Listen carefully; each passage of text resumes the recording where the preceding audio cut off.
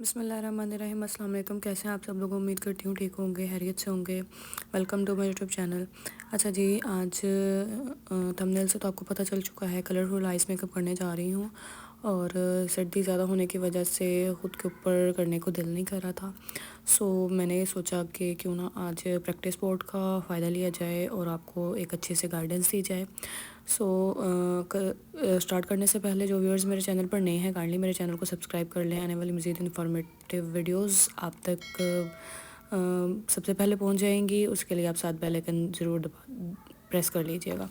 अच्छा जी, इसके ऊपर कोई हमने बेस वगैरह नहीं बनानी, क्योंकि ऑलरेडी काफ़ियों को इसके ऊपर काम करने की नॉलेज होगी।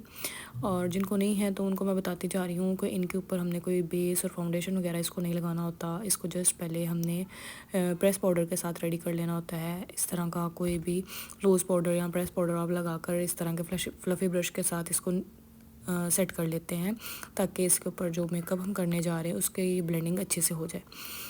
इस ब्रश के साथ मैंने इसको अच्छे से इसके ऊपर लगा लिया था। इसको लगाने के बाद अब मैं इसकी आईब्रोज़ की शेप करूँगी।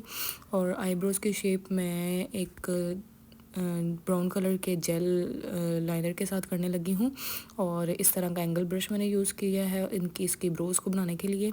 और जैसे कि आपको पता है, इसी तरह के ब्रश के साथ मैं ब्रोज़ को फिल करती हूँ, नेचुरल जो अपने फेस के ऊपर होती है या जो क्लाइंट के ऊपर होती है उनको। लेकिन आज आपको इसका भी आइडिया हो जाएगा। अगर आप प्रैक्टिस बोर्ड ख़रीदना चाह रहे हैं या आपने ख़रीद लिया हुआ है तो उसके ऊपर कैसे काम करते हैं उसका भी आज आपको इसका आइडिया हो जाएगा। इसको आप अच्छे से ब्रोज़ की जिस तरह आपने शेप देनी हो आप दे दें। मुझे ज़रा आर्च में आईब्रोज़ पसंद है, क्योंकि ऑलरेडी आप जानते हैं मेरी अपनी आर्च में है आईब्रोज़, तो मुझे आर्च में ही आईब्रोज़ पसंद है। तो मैं इसकी भी आर्च में ही शेप दूंगी। और कैसे पोमेड के साथ मैंने इसकी शेप दी है आपके सामने बिल्कुल स्टेप बाय स्टेप हर चीज़ आपके सामने आज करूँगी, दोनों आइज़ का, कि कैसे इसके दोनों आइज़ को बैलेंस में रख कर इसका काम करना है। अक्सर क्लाइंट्स की आईब्रोज़ शेपिंग देते हुए भी कईयों से ऊपर नीचे हो जाती हैं, उसको कैसे बैलेंस में रखना है, उसको कैसे ध्यान में रखना है, ये आज आपको मैं बताऊँगी। अभी सिर्फ एक कह लें कि एक स्ट्रक्चर सा मैंने इसके साथ बनाया है। इसको मैं डार्क करूँगी, लेकिन अभी डार्क नहीं करने वाली, क्योंकि डार्क कलर यूज़ करने के लिए मैं ब्लैक कलर का आई शेडो यूज़ करूँगी।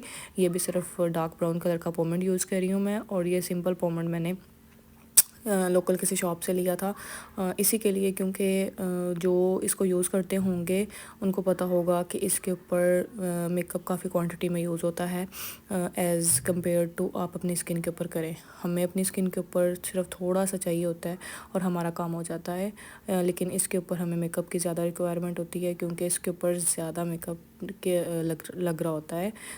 ये भी आपको खुद ही पता चल जाएगा कि मैं कैसे कह रही थी, क्योंकि जब हम इसके ऊपर आई शेडो लगाते हैं ना, तो आई शेडो खुद ही पाउडर फॉर्म में बनकर ऊपर ऐसे दाने की तरह ऊपर आ जाता है। उसको ब्लेंड करने के लिए ज़रा प्रेशर लगता है, और इसके ऊपर काम लेने के लिए ना ज़्यादा प्रोडक्ट की नहीं रिक्वायर होती है। दूसरी तरफ से मैंने उसी की नोक से मैंने बिल्कुल स्ट्रेट लाइन सीधी खींच कर इसको ऊपर को ले गई थी, ताकि दोनों जो मेरी ये देखें, यहाँ से मैं इसकी लाइन लेकर ऊपर को जा रही थी और दूसरी की तरफ से एंगल को रख कर के दोनों ये बैलेंस में रहें सेंटर में से, और दोनों की शेप बराबर आए। और उसको भी मैंने आर्च में बना लिया था। और इसके ऊपर आर्च में आईब्रोज़ को शेप देना एक ज़रा काम लग रहा होता है। अब जैसे कि मुझे ये थोड़ी सी थिन लग रही थी, फिर मैंने इसको स्टार्ट से मैंने थोड़ा सा इसको मोटा किया, ताकि दूसरे के जो मैंने थोड़ी सी नेचुरल शेप में रखनी थी, क्योंकि मैंने ज़्यादा बारीक वाली लुक नहीं दी नहीं, क्योंकि ऑलरेडी मैं खुद इतनी बारीक प्लकिंग को प्रेफर नहीं करती। थोड़ी सी मोटी ही प्लकिंग अच्छी लगती है, नेचुरल लगती है। और ज़्यादातर क्लाइंट्स भी थोड़ी मोटी ही प्लकिंग प्रेफर करते हैं। अच्छा जी, इसके बाद अब मैं लूँगी ब्लैक कलर का आई शेडो, और उसके साथ मैं इसको फिल करूँगी, इसको थोड़ा डार्क करूँगी, क्योंकि सिर्फ मैंने इसका स्ट्रक्चर रेडी किया है, इसको प्रॉपर कलर नहीं दिया। और अब इसको प्रॉपर कलर देने के लिए मैं ब्लैक कलर का आई शेडो यूज़ करूँगी। मैंने वीडियो की स्पीड थोड़ी सी तेज़ रखी हुई है, क्योंकि काफ़ी क्लाइंट्स वीडियो स्किप कर देखते हैं, तो फिर उनको कुछ समझ नहीं आ रही होती और वो आगे करते जाते हैं, और कोई स्टेप उनके साथ मिस हो जाता है, तो वो फिर बाद में मुझसे कमेंट्स में पूछ रहे होते हैं कि क्या चीज़ आपने किया और क्या चीज़ नहीं। इसी ब्लैक कलर के आई शेडो के साथ मैं इसको डार्क कर लूँगी। जैसे कि आपको नज़र आ रहा है कि इसको लगाने के बाद थोड़ी सी आईब्रोज़ अब डार्क लग रही हैं, और जैसे कि नेचुरल कलर होता है इनका ब्राउन ब्लैक कलर का, वो वाला कलर इसका आ चुका है। क्योंकि आप अगर सिर्फ ब्राउन कलर लगा लेंगी तो ब्राउन कलर के साथ भी आपका काम नहीं चलेगा, वो ज़्यादा ब्राउन और रेडिश सा शेड दे रहा होता है कैमरे में। सो इसलिए हमें थोड़ा सा इसके ऊपर ब्लैक अप्लाई करना पड़ता है ताकि ये कैमरे के अंदर भी थोड़ा सा नीट नज़र आए और थोड़ा सा डार्क भी हो जाए, ताकि एक फ़िनिश लुक इसके साथ आ रही होती है।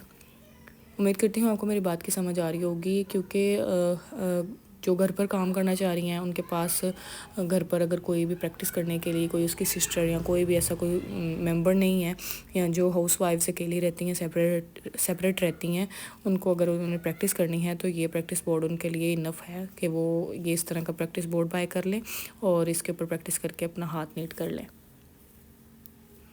मैंने ये जस्ट कई दफ़ा स्टूडेंट्स की प्रैक्टिस करने के लिए भी ये रखा हुआ है कि अगर उन्होंने प्रैक्टिस करनी है तो इसके ऊपर प्रैक्टिस कर लें, या मैंने अगर समझाना हो और मेरे पास क्लाइंट ना हो। अक्सर ऐसे डेज़ आते हैं जैसे रमज़ान का स्टार्ट होता है या मुहर्रम सफ़र होते हैं तो क्लाइंट्स नहीं होते, तो मेकअप की अगर चीज़ की नॉलेज देनी हो तो फिर ये काम आता है, इसके ऊपर काम देना होता है।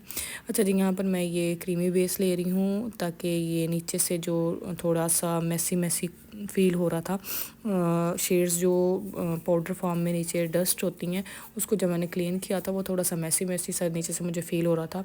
तो इस तरह की क्रीमी शेड के साथ मैंने नीचे से इसको क्लीन कर लिया था, और देखें कैसे नीट फिनिश लुक आ रही है इसके साथ। अगर आपने ज़्यादा इसको नीट फिनिश करना है तो आप दोबारा से वो लूज़ पाउडर ब्रश के ऊपर इस तरह से लेकर तो इसको नीट कर सकते हैं। मैंने दोनों तरफ कर लिया था, उसके साथ फिर उसके ऊपर पाउडर के साथ मैं इसको सेट कर रही थी क्रीमी बेस के बाद, ताकि ये मज़ीद सेट हो जाए और वो क्रीमी बेस ज़्यादा अगर मैं बाद में शेडो ऊपर अप्लाई करूँ तो वो शेड्स के साथ मिक्स होकर कोई मैस क्रिएट ना करे। इसको मैंने पाउडर से अच्छे से सेट कर लिया था। इसको सेट करने के बाद अब मैं छोटा सा फ्लफ़ी ब्रश लूँगी और उसके साथ मैं इसकी सॉकेट लाइन के ऊपर काम करना शुरू करूँगी, क्योंकि मल्टी कलर में आज काम करना है। कह लें कि एक पीकॉक आइज़ शेप मैंने देनी है। जो भी एक्स्ट्रा आपको पाउडर नज़र आए वो उसको आप डस्ट ऑफ कर दें। डस्ट ऑफ करने के बाद अब मैंने सबसे पहले रॉयल ब्लू कलर का शेडो लिया है, इसकी सी क्रिएट करूँगी सॉकेट लाइन के ऊपर। आप अपनी नेचुरल आइज़ के ऊपर भी इसी तरह सी लाइन के ऊपर इस तरह का शेड रखेंगे। उसके बाद मैंने पर्पल कलर का आई शेडो लिया है, पर्पल कलर के साथ इसको ब्लेंड करूँगी। उसके बाद मैं अंदर की तरफ थोड़ा सा पिंक ऐड करूँगी। पिंक के बाद मैंने थोड़ा सा ग्रीन शेडो अप्लाई करना है। बिल्कुल यहाँ पर मैंने लाइट कलर का ग्रीन शेडो लिया जो पिंक के साथ मिक्स होकर एक नया ही कलर निकल के आ रहा था यहाँ पर, लेकिन मैंने यहाँ पर ग्रीन कलर का इस्तेमाल किया था। दूसरी तरफ भी मैंने पहले ब्लू कलर रखा है कॉर्नर पर, रॉयल ब्लू कलर है ये। उसके बाद पर्पल कलर रख रही हूँ। उसके बाद फिर मैंने वही पिंक कलर, और पिंक कलर के बाद मैं ग्रीन कलर, और बाद में इसको अच्छे से ब्लेंड कर दूँगी। अब आपको नज़र आ रहा होगा कि कैसे आई शेडोज़ डस्ट होके वो पार्टिकल्स में बन रही हैं इसके ऊपर, और इसको ज़्यादा मेकअप की रिक्वायर क्यों होती है, क्योंकि इसका टेक्सचर सिलिकॉन बेस है ना, तो इसके ऊपर ज़्यादा मेकअप इसीलिए लगता है कि प्रोडक्ट जो हो रहा है ना, अब ऐसे इसको मैं रब कर रही हूँ ना ज़्यादा इसको ब्लेंड करने के लिए, तो वो पाउडर फॉर्म में निकल कर तो वो साथ आ जाता है। अब मैं इसको ब्लेंड करूँगी अच्छे से कि इसके अंदर जो अलग अलग नज़र आ रही हैं वो ना नज़र आए। दोनों साइड पर मैं अच्छे से इनको ब्लेंड कर लूँगी, और इनको ब्लेंड करने के बाद मैं कट क्रीज़ करने जा रही हूँ, और वो कट क्रीज़ में फाउंडेशन यूज़ करूँगी। फाउंडेशन के साथ मैं इसको प्रॉपर एक कट क्रीज़ बनाऊँगी फुल आइज़ के ऊपर। फुल आई कट क्रीज़ करने जा रही हूँ, क्योंकि मैंने इसके अंदर और नीचे जो मैंने आई शेडो लगाने हैं आईलिड के ऊपर, इन दोनों के अंदर मुझे गैप चाहिए, और उस गैप्स के अंदर मैं ग्लिटर लाइनर फिल करूँगी। इजी वे के साथ आपके सामने है, क्योंकि इसको तो नहीं हम बोल सकते कि मैं इनकी लैश के पास कंसीलर लगाऊं और इनको बोलूं कि आंख खोले और ऊपर देखे, और जहाँ पर वो लगेगा तो मैं वहाँ से कट क्रीज़ कर लूँगी। इसकी आपको आइडिया होना चाहिए कि इसका कहाँ तक कट क्रीज़ जा सकता है, और उस हिसाब से मैंने इसको कट क्रीज़ कर लिया था। इसके आई के कॉर्नर से, इनर कॉर्नर से भी जो शेड्स लगी हुई थी मैंने उसको भी कंसीलर के साथ मैंने क्लीन कर लिया था। अच्छे से उसको आप कर लें, क्योंकि इसके ऊपर आप ज़रूरी नहीं आप कंसीलर यूज़ करें। मैंने सिंपल फेयर टोन में फाउंडेशन लेकर इसका मैंने कट क्रीज कर लिया था इसी फ्लैट ब्रश के साथ। और कैसे इसका कट क्रीज किया जाता है आपके सामने डिटेल में कर रही हूँ, ताकि आपको इसकी इंफॉर्मेशन इसकी भी हो सके कि इसके ऊपर अगर आपने काम करना हो तो कैसे किया जाता है। और इसके ऊपर भी कट क्रीज कैसे किया जाता है काफ़ी मेरे ट्यूटोरियल्स ऑलरेडी मौजूद है, आप किसी में से भी निकाल कर देख सकते हैं। मेरी वॉइस की क्वालिटी को इग्नोर कीजिएगा, क्योंकि सुबह सुबह का टाइम है और मैं सोई उठी हूँ।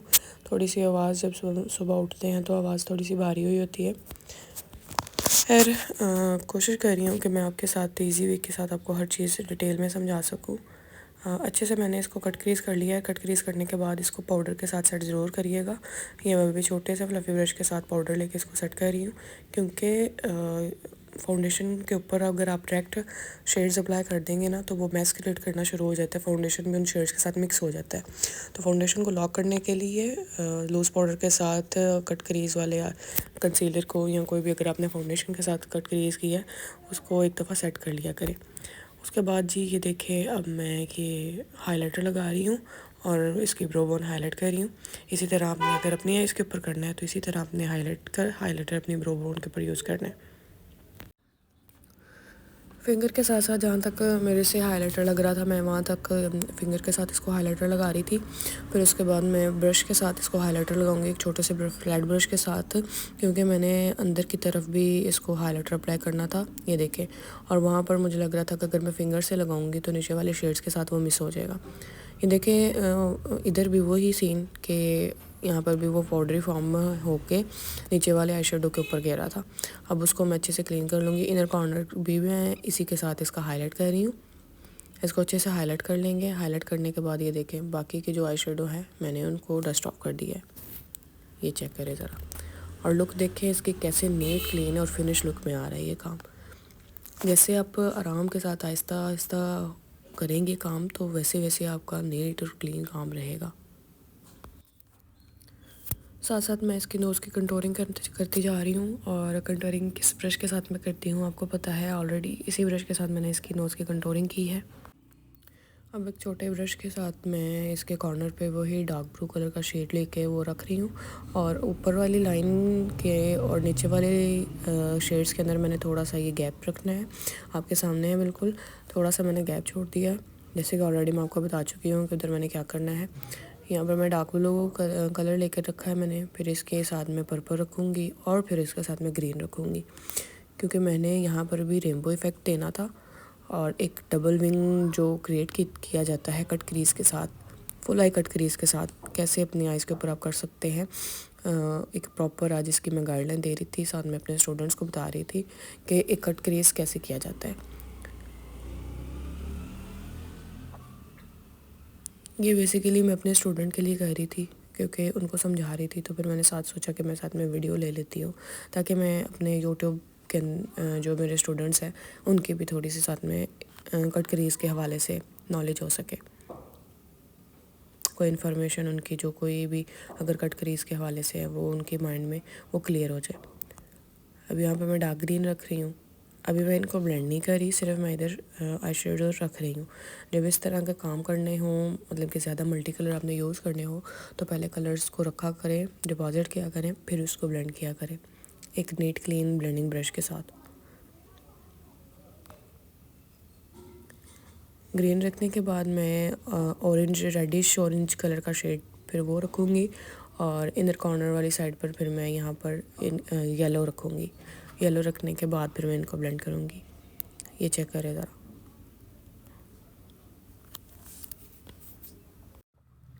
मैंने सोचा था मैं माइक लगा के साथ साथ ऑडियो रिकॉर्ड कर लूँ, ताकि आपको प्रॉपर बता सकूँ, क्योंकि अभी बाद में मुझे वॉइस ओवर करना पड़ रहा है।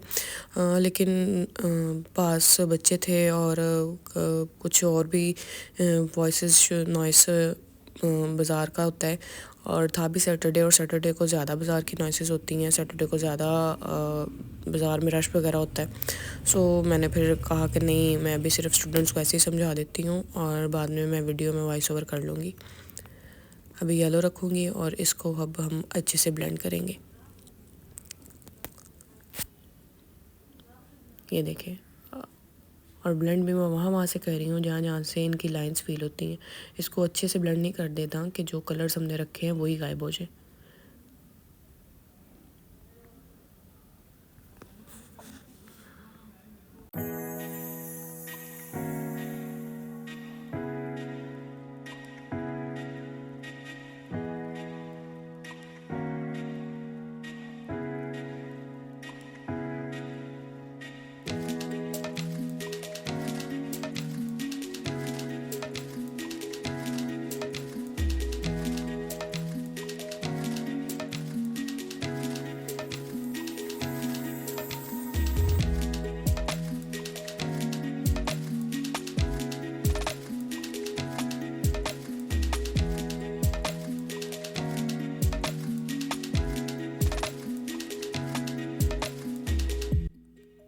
जैसे कि मैंने आपको ऑलरेडी बता चुकी हूँ कि मैंने जो इस जगह पर गैप छोड़े हैं वहाँ पे मैं ग्लिटर लाइनर फिल करूँगी, क्योंकि हमने आइज़ के ऊपर फूल के ऊपर ग्लिटर नहीं अप्लाई करना। और सिर्फ इस जो अंदर लाइन मैंने छोड़ी है उसके अंदर अच्छे से मैं ये ग्लिटर फिल कर दूँगी। और ग्लिटर फिल करने के बाद मैं लाइनर लगाऊँगी, वो भी अब आपके सामने शेयर करती हूँ। और जो मेरे चैनल पर नए हैं काइंडली मेरे चैनल को सब्सक्राइब कर लें, क्योंकि आने वाली इन्फॉर्मेटिव वीडियोस उनके लिए बहुत फ़ायदेमंद हो सकती हैं। और बेल आइकन दबाना बिल्कुल मत भूलें, ताकि न्यू इन्फॉर्मेटिव जो वीडियो हो उन तक सबसे पहले पहुंच सके।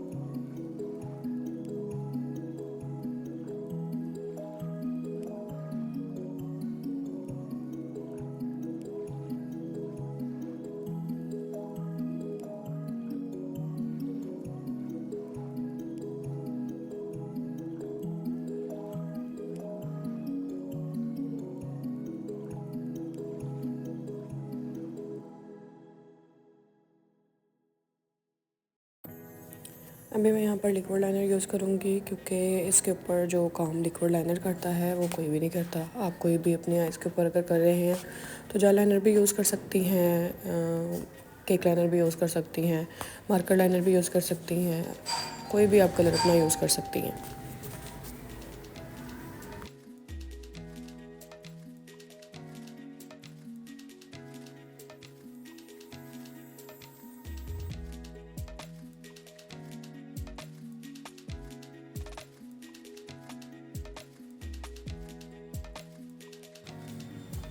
मैं इस लाइनर का विंग नहीं निकाल रही, मैंने सिर्फ इसको लंबा दिखाने के लिए सिर्फ अंदर इनर कॉर्नर की तरफ से इसकी चोंच बनाई है, क्योंकि आपको पता है कि इनर कॉर्नर में से इस तरह का वी शेप क्रिएट करे कॉर्नर बनाए तो आइज़ लंबी लगने लग जाती हैं।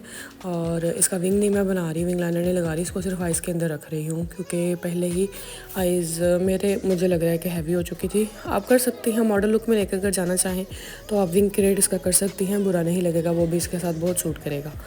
उसके बाद मैं ये नीचे लोअर लाइन के ऊपर कलर लगा रही थी, और कलर मैंने सिर्फ लोअर लाइन के ऊपर एक ही लगाया है, इसको 2 या 3 कलर की मिक्सिंग नहीं की। ये मैं डार्क ब्राउन कलर मेहरूनिश कलर का कलर लेके मैं इसको ब्लेंड कर रही थी, और ब्लेंड करने के बाद बाकी मैंने पार्टिकल्स जस्ट ऑफ कर दिए थे। और इसके बाद मैं हाफ़ आइज़ के अंदर ये ब्लैक जेल लाइनर यूज़ करूँगी और हाफ़ के अंदर वाइट जेल लाइनर यूज़ करूँगी, और उसका कैसा लुक निकल के आता है वो भी आपके सामने आज शेयर करने जा रही हूँ।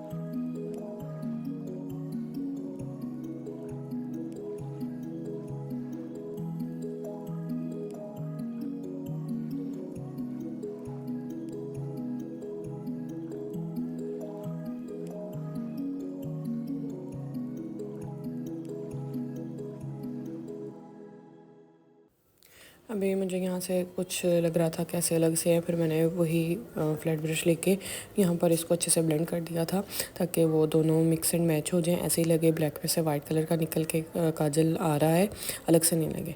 और थोड़ा सा मैंने बाहर की तरफ नीचे से इसको ब्लेंड किया था। अब मैं इसके ऊपर आईलैशेस लगा रही हूँ और आईलैशेस इसके ऊपर क्रिस्टीन गम के साथ इजीली लग जाएंगी, एस्टी के साथ भी लग जाएंगी, लेकिन मेरी इसके ऊपर लैशेस क्रिस्टीन वाली गम के साथ इजीली लग जाती है।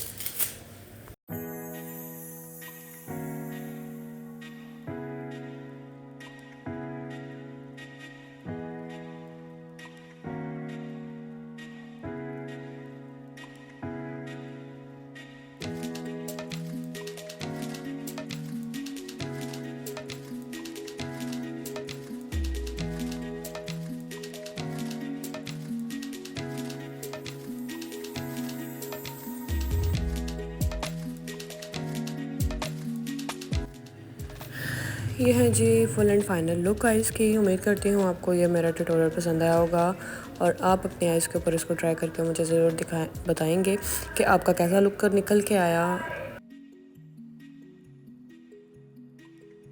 वीडियो पसंद है वीडियो को लाइक कर लीजिएगा, ज़्यादा से ज़्यादा शेयर कीजिएगा और चैनल पर नए हैं तो चैनल को सब्सक्राइब करना बिल्कुल मत भूलें। अपना ख्याल रखें, दुआ में मुझे याद रखें। ओके जी, अल्लाह हाफ़िज़।